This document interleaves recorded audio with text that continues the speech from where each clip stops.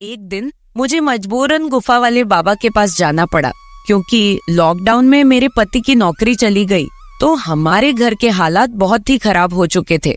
मेरी सहेली ने बताया था कि गुफा वाले बाबा के पास माथा टेकने से हर समस्या का समाधान हो जाता है। फिर एक दिन मैं गुफा वाले बाबा जी के पास चली गई। वो बाबा पूजा के बहाने मुझे अपनी गुफा के अंदर ले गया। वहां पर मेरे और बाबा के अलावा कोई नहीं था। कुछ देर बाद बाबा ने गुफा का दरवाजा बंद कर दिया। गुफा के अंदर बहुत अंधेरा था। फिर एकदम से मेरी नजर बाबा के काले रंग के सांप के ऊपर गई। सांप को देखकर मैं घबरा गई और उसे बचने के लिए हाथ पांव चलाने लगी, लेकिन मैं अपने आप को बचा नहीं पाई। फिर बाबा ने भी मेरे अकेले होने का फायदा उठाया और मेरे साथ कुछ ऐसा हुआ कि दोस्तों, मेरा नाम रितिका है और मेरी उम्र 26 साल की है। मैं शादीशुदा औरत हूँ। मेरे परिवार में मेरे पति राहुल और मेरी 2 बेटियां हैं। हमारी अरेंज मैरिज हुई थी। हमारी शादी को 15 साल हो चुके हैं। इसी बीच हमारी 2 बेटियां हुई। बड़ी का नाम हमने बड़े प्यार से रोशनी और छोटी का नाम काजल रखा। मेरे पति एक मिडिल क्लास फैमिली से बिलोंग करते हैं। वो प्राइवेट कंपनी में नौकरी करते थे, मगर कंपनी में लॉकडाउन के दौरान उनकी नौकरी जाती रही। फिर हम पंजाब से दिल्ली शिफ्ट हो गए और काम की तलाश करने लगे। मेरे पति को कोई काम नहीं मिल रहा था। वो कई दफ्तरों में इंटरव्यू देने के लिए जाते रहते, पर फिर भी उन्हें नौकरी नहीं मिल पा रही थी।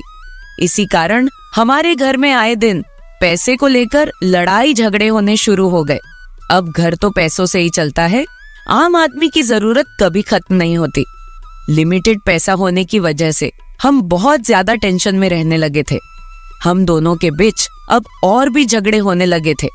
मैं बहुत परेशान हो चुकी थी। फिर एक दिन मैं अपनी सहेली को ये सारी बातें बताई तो उसने मुझे बताया कि कोई बाबा है जो गुफा वाला बाबा के नाम से मशहूर है। कहते हैं कि उसके पास जाने से हर कोई समस्या का समाधान हो जाता है। दूर दूर से लोग उसके पास माथा टेकने के लिए आते हैं। उस बाबा को लोगों ने काफी बड़ा दर्जा दिया हुआ है। कहते हैं कि वो बाबा मन की शक्ति प्रदान करता है और लोगों के दुख तकलीफ दूर करता है। मैंने अपने पति को यह सारी बात बताई। मेरे पति इन सब बातों में विश्वास नहीं करते थे। उन्होंने मुझसे कहा, तुझे अगर जानना है तो जाओ, मगर मुझे इन सब के लिए फोर्स मत करना। मैं पहले से ही बहुत परेशान हूँ। मैंने सोचा कि मैं अपने पति को बाबा के पास जाने के लिए ज्यादा फोर्स ना ही करूं तो अच्छा है। अगर उन्होंने मुझे भी जाने से मना कर दिया तो फिर मैंने सोचा कि मैं अकेली ही चली जाती हूँ। मैंने बाबा के पास जाने का विचार बना लिया क्योंकि मेरे पति ने मुझे जाने के लिए आज्ञा तो दे ही दी थी। हमारे घर के हालात बहुत बिगड़ चुके थे, इसलिए मैंने मजबूरन गुफा वाले बाबा के पास जाने की पूरी तैयारी कर ली। मैं ये सोच रही थी कि शायद उनके पास हमारी परेशानी का उपाय हो। अगले ही दिन में नहा के अच्छी सी साड़ी पहन के बाबा जी के आश्रम में चली गई। बाबा जी दिखने में 45 से 50 साल की उम्र के लग रहे थे। उनके आसपास भक्तजन बैठे थे। उनके दोनों बाजू में 2 लड़कियां करीब 25 की उम्र की सफेद साड़ी में खड़ी थी। बाबा जी भगवान और शक्ति की बातें कर रहे थे। सत्संग खत्म होने के बाद सब लोग एक एक करके बाबा जी से मिलने जाने लगे। जब मैं उनके पास पहुंची तो वो मुस्कुराए और मुझे आशीर्वाद दिया और कहने लगे, पुत्री, तुम्हारे माथे की लकीर देख के लगता है कि तुम घोर कष्ट से गुजर रही हो। बताओ क्या कष्ट है? बाबा जी तेरा कष्ट दूर कर देंगे, कल्याण हो जाएगा। बाद में बाबा जी और लोगों को मिलने लगे और मुझे इंतजार करने को कहा। मैं साइड में बैठकर इंतजार कर रही थी। सबके जाने के बाद बाबा जी ने मुझे बुलावा भेजा तो मैं उनके पास गई। बाबा जी के साथ उनकी 2 सेविका भी थी जिन्होंने सफेद साड़ी पहन रखी थी। एक शिष्य भी था जिसने धोती पहनी थी। बाबा जी ने मुझे अपने सामने बैठाया और पूजा करने लगे। उनकी सेविका पीछे दिया लेके खड़ी थी। बाबा जी की आंखें बंद थी और वो अपने होंठ हिलाते जा रहे थे, जैसे कि मन में कुछ मंत्र का जाप कर रहे हो। फिर बाबा जी ने आंखें खोली और मुझे गंभीरता से देख के कहा, जिसका डर था वही हुआ पुत्री। तुम्हारी जन्म पत्रिका में दोष है, जिसकी वजह से तुम्हारे परिवार के विकास में बाधा आ रही है। इसके लिए तुझे पूजा करवानी होगी, इसका उपचार करना पड़ेगा। बाबा जी की बात सुन के मैं थोड़ा घबरा गई। मैंने बाबा जी से कहा, बाबा जी मैं बहुत ही मुश्किलों से गुजर रही हूँ, आप कोई भी पूजा कोई भी उपाय बताइए, मैं कोई भी पूजा करवाने के लिए तैयार हूँ। पूजा में जितना खर्चा आएगा आप मुझे बता दीजिए, हम लोग बहुत ही परेशान हैं, इसलिए मैं आपके पास आई हूँ। फिर बाबा जी ने कहा, कल तुम नहा के नए वस्त्र पहन के बिना सिंदूर लगाए और बिना मंगलसूत्र पहने आश्रम में आ जाना, हम कल से पूजा शुरू कर देंगे। ध्यान रहे किसी को भी इस पूजा के बारे में मत बताना, वरना विघ्न पड़ जाएगा। और घर में भी किसी को कुछ भी नहीं बताना कि मैं कहाँ पर जा रही हूँ। शायद मैं बता देती कि मैं कहाँ जा रही हूँ तो अच्छा होता, लेकिन बाबा जी ने कहा था कि पूजा में विघ्न पड़ेगा, इसलिए मैंने किसी को भी नहीं बताया। फिर मैं वहां से निकल के अपने घर आ गई। पूरी रात मैं सो नहीं पा रही थी। मैं ये सोच रही थी कि मेरी कुंडली में दोष है, मेरी वजह से पूरे घर पर मुसीबत आई है और अब मैं ही इसे सुधारूंगी भी। अगली सुबह में अपने पति को नाश्ता करा के अपने बच्चों को स्कूल छोड़ने के बाद वापस घर आई। मेरे पति भी नाश्ता करके ऑफिस के लिए निकल चुके थे। मैंने घर का सारा काम खत्म किया और फिर नहाने चली गई। मैं अच्छे से नहा के एक पीले रंग की साड़ी में तैयार हुई और फिर बिना सिंदूर लगाए और बिना मंगलसूत्र के बाबा जी के आश्रम चली गई। आज आश्रम में कोई नहीं था। मैं यह देखकर घबरा गई कि आज आश्रम बिल्कुल खाली क्यों है। मुझे अकेले वहां पर डर लगने लगा। मैंने एक शिष्य से पूछा कि आज आश्रम खाली क्यों है, तो उस शिष्य ने मुझे बताया कि गुरुजी के शिष्यों ने सबको कॉल करके बता दिया था कि आज आश्रम में कोई अनोखी पूजा है, जिसके कारण बाबा जी आज किसी से नहीं मिलेंगे। मैं वहां पहुंची तो बाबा जी की सेविकाओं ने बताया कि बाबा जी गुफा के अंदर है और वो तुम्हारा ही इंतजार कर रहे हैं। वो मुझे बोल रही थी, तुम बहुत ही भाग्यशाली हो जो तुम्हें बाबा जी के पास गुफा के अंदर जाने का मौका मिला है, क्योंकि बाबा जी गुफा के अंदर हर किसी को नहीं बुलाते। फिर उन्होंने मुझे गुफा के अंदर जाने का रास्ता दिखाया। वो मुझे गुफा के अंदर कमरे में लेके गई। वहां अंदर एक बेड था और उस बेड के सामने वाली जगह में बाबा जी ने एक यज्ञ का वेदी खड़ा किया था। मैंने सोचा कि यही बाबा जी यज्ञ भी करते होंगे और फिर रात में सोते होंगे। मेरी सोच को रोकते हुए उनकी एक शिष्या बोली, तुम बिल्कुल सही जगह आई हो, बाबा जी तुम्हारी हर इच्छा पूरी कर देंगे, उनके पास बहुत बड़ी शक्ति है। तुम बाबा जी के साथ यही बैठो, हम लोग बाहर जाते हैं।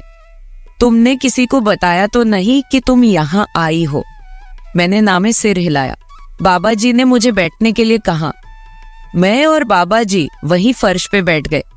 बाबा जी मंत्र बोलकर अग्नि में घी डाल रहे थे। वो मंत्रों का उच्चारण करते जा रहे थे।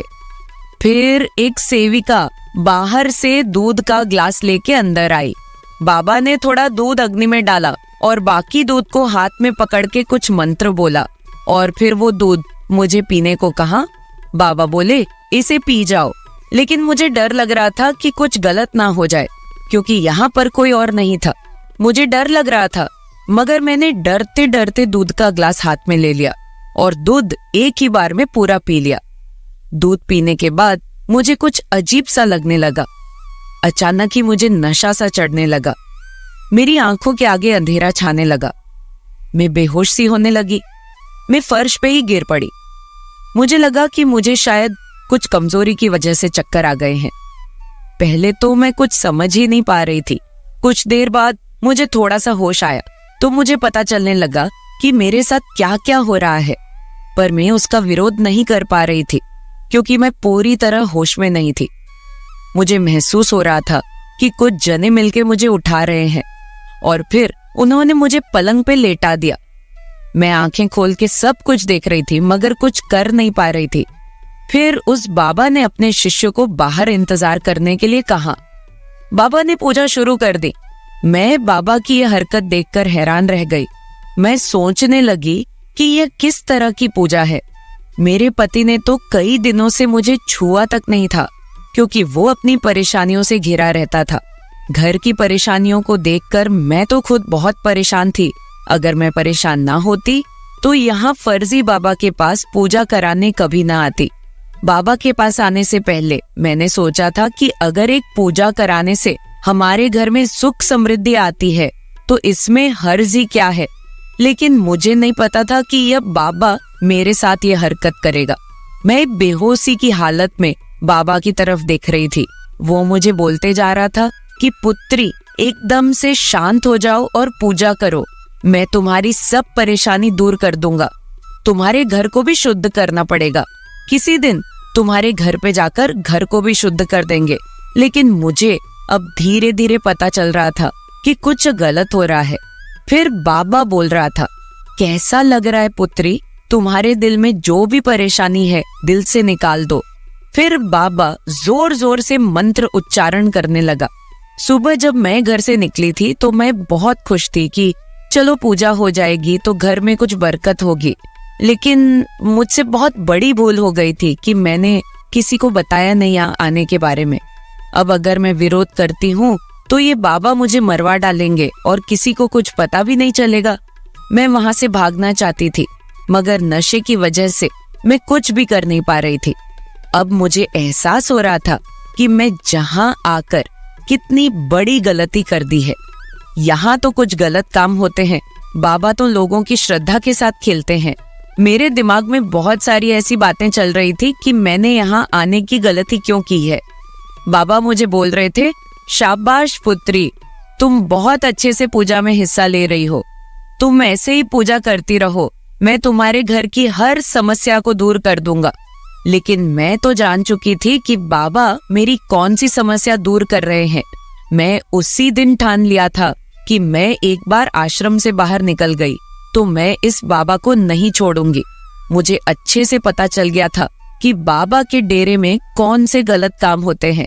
अब मुझे बाबा के डेरे में होने वाली गलत हरकतों का भांडा फोड़ना था। अगर मैंने ऐसा नहीं किया तो ना जाने ये बाबा कितनी और औरतों के शरीर के साथ खेलेगा और पता नहीं कितने और घरों को तबाह करेगा। फिर करीब 2 घंटे के बाद मुझे अच्छे से होश आ गया था। बाबा मुझे बोले, पुत्री, तुम्हारी पूजा संपन्न हो चुकी है, अब तुम घर जा सकती हो। तुम्हारे साथ सब कुछ कल्याण होगा। मैंने बहुत अच्छे से पूजा की है और मंत्रों का उच्चारण किया है। अब तुम्हारे पति की नई नौकरी भी लग जाएगी और तुम खुशी से अपना जीवन व्यतीत करोगी। लेकिन मैंने तो ठान रखी थी कि मैं बाबा का पर्दाफाश करके ही छोड़ूंगी। अगर मैंने ऐसा ना किया तो ये बाबा भोले भाले लोगों को अपने जाल में फंसाए रखेगा और उन्हें लुटता रहेगा। फिर बाबा ने मुझे छोड़ दिया और मैं गुफा से बाहर आ गई। आश्रम से बाहर आने के बाद मैंने बहुत सोच विचार की और मैं सीधा वहां से पुलिस स्टेशन चली गई। पुलिस स्टेशन जाकर मैंने बाबा के खिलाफ कंप्लेंट लिखवाई। बाबा ने जो जो कुछ भी मेरे साथ किया था मैंने सब कुछ वहां पर बता दिया और पुलिस को साथ लेकर बाबा के आश्रम पहुंच गई। पुलिस ने बाबा को गिरफ्तार कर लिया। आज वो बाबा जेल के अंदर अपने गुनाहों की सजा पूरी कर रहा है। जब मैंने उस बाबा के खिलाफ आवाज उठाई तो बाद में और भी बहुत सारी लड़कियां सामने आई जिनके साथ बाबा ने गलत काम किए थे। घर जाने के बाद मैंने हिम्मत करके वो सारा कुछ अपने पति को बताया जो बाबा ने मेरे साथ किया था। मेरे पति ने मेरी सारी बात समझी और मुझे बोले कि मैं इसी वजह से इन बाबा लोगों पर विश्वास नहीं करता, जे ऊपर से दिखते कुछ और है और अंदर से होते कुछ और है। वो मुझे बोल रहे थे कि अगर मैं तुझे उस बाबा के आश्रम पर जाने से रोकता तो तुम्हारे दिल में भी इन बाबा लोगों के प्रति विश्वास बना रहता और तुम कौन सा मेरे रोकने से रुकने वाली थी। अब मेरे पति की जॉब भी लग गई है। जो मैंने उस बाबा के खिलाफ कंप्लेंट की थी उसमें मेरे पति ने मेरा पूरा साथ दिया और उस बाबा को कोर्ट ने उम्र कैद की सजा दी है।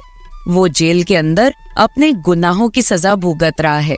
मेरे प्यारे दोस्तों, अगर आप ऐसी ही और भी इंटरेस्टिंग कहानियां सुनना चाहते हैं तो चैनल को सब्सक्राइब जरूर कर ले और बिल नोटिफिकेशन ऑन कर ले। कमेंट बॉक्स में बताएं कि आपको मेरी ये स्टोरी कैसे लगी। कल मिलेंगे ऐसी ही एक और वीडियो के साथ। धन्यवाद।